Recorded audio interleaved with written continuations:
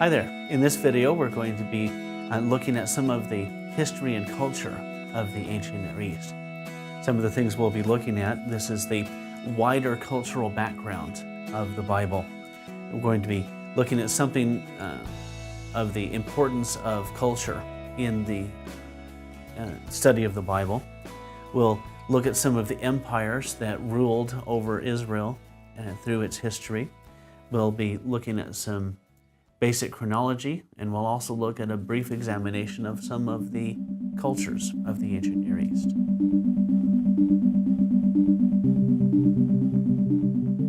The ancient Near East stretched from the Persian Gulf over to Egypt, and right in the middle is a crescent-shaped piece of land called the Fertile Crescent, and it feeds down into the area between the Euphrates and Tigris rivers, which is called Mesopotamia, the Greek word meaning between the rivers. And some of the trade routes that would go through this land to connect Egypt to Mesopotamia there. And the ancient Near Eastern world was a world of successive great empires that were ruling the world, or ruling this part of the world for their time, and then they would fall away and give space to another time, or another empire. So the basic succession of the empires went from the Hittites to the Egyptians, and then to the Assyrians, and then to the Babylonians, and then to the Persians, and then to the Greeks, and then on into the Romans, and that's when we get into the New Testament times. Basic chronology of the ancient Near Eastern history, these are the archaeological eras that scholars have developed to explain the different periods of the world. Most of these are named for the dominant metal that was used in tools and weapons and things like that. So the first is the Bronze Age, which is broken up into three general periods. The Early Bronze Age from 3200 to 2000 BC, or sometimes this will be called BCE. BC is the traditional designation before Christ. BCE means before the Common Era. The Middle Bronze Age from 2000 to about 1550 BC.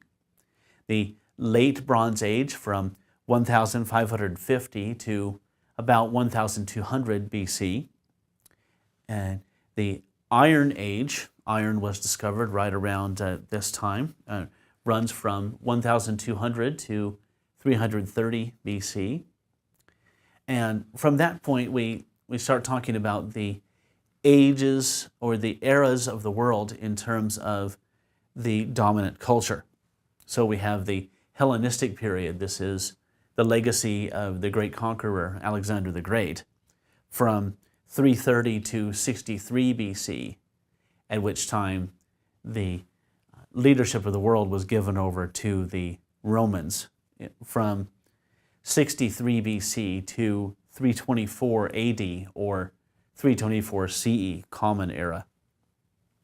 The Israelites appeared on the scene about 1200 BC or so, right around the time that iron was discovered and began to be used as in tools and weapons and things like that. So Israel, there were thousands of years of history before Israel came into existence, and Israel was important on the world stage. They certainly left a significant legacy for the rest of the world. And in the Old Testament, the history of the world prior to the rise of Israel is presented in Genesis 1 through 11 and through significant portions of the genealogies that are listed in First Chronicles, chapter 1 through chapter 9. And some of these great societies that existed in the world both prior to and alongside Israel, one of the main ones is Egypt. Egypt was a very highly advanced, developed society in the ancient world. Egyptian society flourished for about 3,000 years, from about 3,150 BC to 332 BC, when it was ultimately conquered by the successors to Alexander the Great. Egypt was unified in three different periods, from 2686 to 2181, which is called the Old Kingdom, from 2040 to 1782, this is called the Middle Kingdom, and then from 1570 to 1070, this is called the New Kingdom. The exodus of the Israelites from Egypt occurred probably sometime in the 13th century, or within the decade, or within the century of the 1200s, because we get the first reference to Israel existing in Canaan outside the Bible from an Egyptian source that's dated around 1200 BC. In another part of the world, over by Mesopotamia, we have a few different cultures that existed. First is the Dynasty of Uruk, a place called Uruk. And this flourished, this culture, from about 4000 to 3100 BC. This might be reflected in the Bible through the name Uruk. And we find this in Genesis 10:10, Ezra 4:9. And the key figure from this place is a fellow by the name of Gilgamesh, who was a ruler of Uruk in the 27th century BC. And a very important piece of world literature comes from this place called the Epic of Gilgamesh. This is a story of this king and an adventure that he went on with a friend. And along the way, it also gives a different version of the flood story to what we have in the Old Testament. Another important culture, long-running culture in the Mesopotamian region is called the Sumerians. They flourished from about 3000 to about 2350 BC. And like Egypt, this was one of the earliest high cultures in world history. Located in southern Mesopotamia, down near the area where we call the Persian Gulf today. And their major contribution to world history is the creation of cuneiform. Cuneiform is a system of writing. It means wedge-shaped. So it was produced by taking a tablet, a clay tablet perhaps about the size of a bar of soap, and a device that looked like a straw had a wedge on the end of it, and then this would be pressed into the clay like this to create the writings.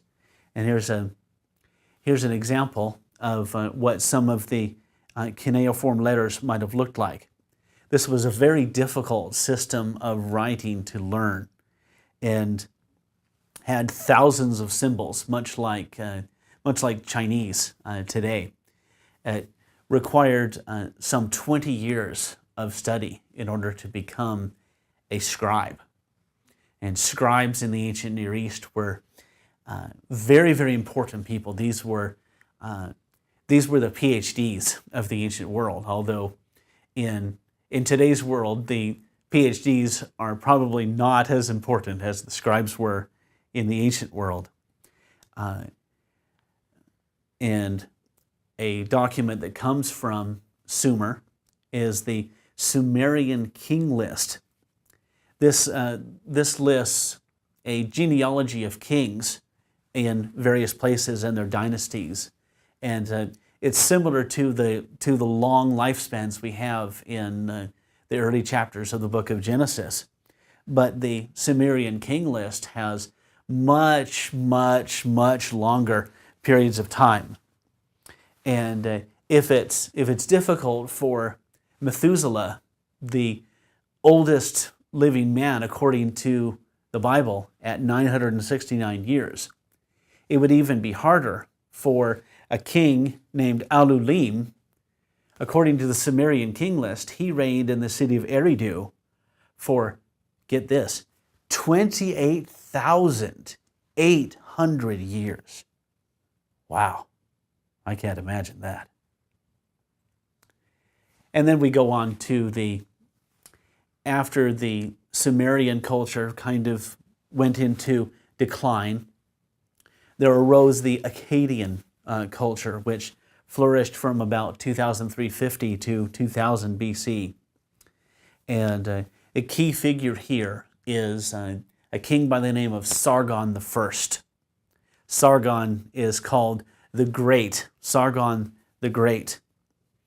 And an interesting story about Sargon is that when he was a baby, he was saved from certain death by being placed in a basket on the Euphrates River. And if you're paying attention, this story should sound familiar to you.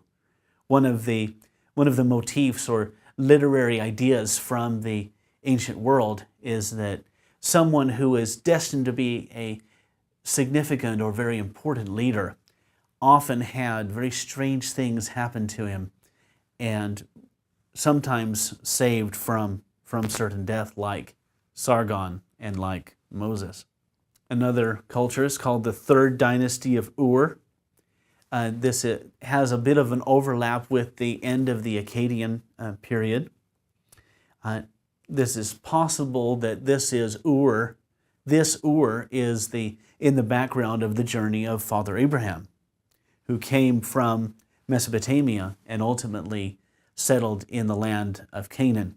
Biblical story calls this Ur of the Chaldees. The Chaldees or Chaldeans were a tribe living in Babylonia. We'll talk about Babylonia here in a little bit. So that name itself, Ur of the Chaldees, is a bit of an anachronism or information from the wrong time period, but nevertheless, Ur was a significant city in the ancient world. Now, I just talked about the Babylonians, but they existed in two different time periods. The old Babylonian Empire flourished for about 400 years, from 2000 to 1600 BC, and the new Babylonian Empire was just about, not quite 100 years, from 626 to 539 BC. The key figure in the old Babylonian Empire is a king by the name of Hammurabi, or Hammurapi, depending on how you spell his name. And he had a very famous law code, the law code of Hammurapi, that he developed.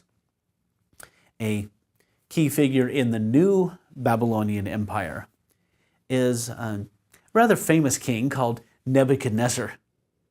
And Nebuchadnezzar II, he was also, like Sargon I, he was also called the Great Nebuchadnezzar.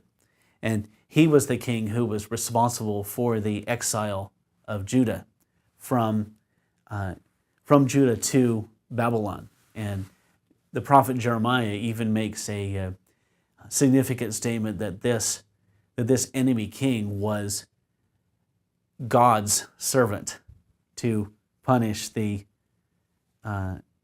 Jews. The Babylonian, the Neo or New Babylonian Empire, gave way to the Persian Empire, and the key figure here is another king who is called the Great King. His name is Cyrus, or Koresh is his name in Hebrew. And Cyrus is called God's Messiah or Anointed One by the prophet Isaiah in chapter 45, verse 1. So it's a significant that a non-Israelite king or a non-Jewish king would be called God's anointed like this. And eventually the Persian Empire gave way to Alexander the Great. And when Alexander the Great died in the year 323 BC, his empire was split up into 4 parts, which were named and first ruled by 4 of Alexander's principal generals. The 2 that are significant for biblical history was the Ptolemaic Empire, named for General Ptolemy, which ruled out of Egypt, and the Seleucid Empire, which was named for General Seleucus, and this reigned after or out of the area of Syria. And a Seleucid king by the name of Antiochus IV.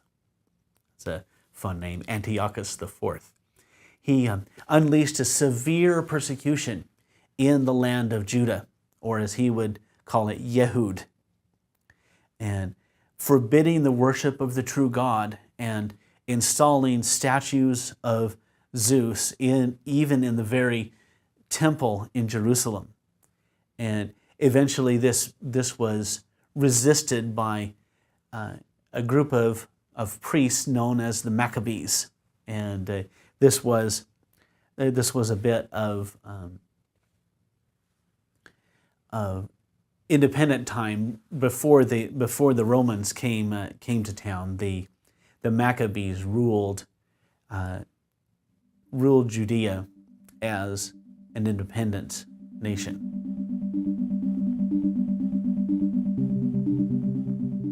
So to conclude this here, we see that again there are many thousands of years of history before Israel comes on the scene, and it does help us to see some of the environment that Israel was a part of. Lots of really great, really wonderful cultures, lots of wonderful literary production and careful thought about the things of the world. And Israel came into being in the middle or in the midst of this world. And we can see how living under significant empires affects even the very language in the Old Testament, as the Hebrews, first we call them the Hebrews and later we call them the Jews, were trying to be faithful to their God. For that is really the significant contribution that Israel makes to world history, is the belief that there is only one God.